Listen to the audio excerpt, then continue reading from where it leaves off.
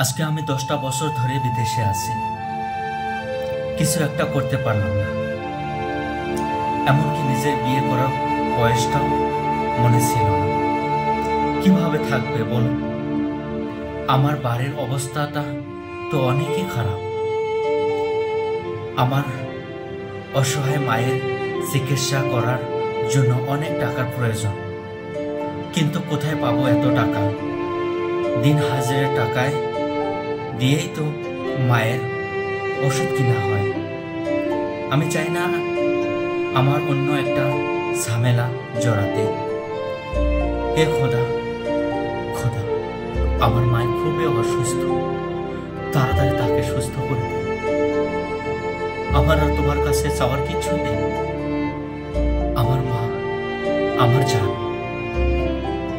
আমি আমার মাকে সারা বাঁচতে পারবো না। তুমি আমার মাকে তাড়াতাড়ি সুস্থ করে দেন খোদা। আমি তোমার কি ভুল করেছি আমাকে এত বড় সাজা দিচ্ছ? আমার তো আর কিছুই নেই। আমি তো একদম অসহায়। আমি তো আমার মাকে যদি আমার বুকে থেকে টেনে নাও, আমি কি নিয়ে বাঁচবো বলো খোদা? আমি কি নিয়ে বাঁচবো? আমার তো একটাই স্বপ্ন, আমার মাকে নিয়ে বাকি জীবনটাকে কাটাতে চাই। তুমি শুধু আমার মাকে রহমত করে দাও খোদা।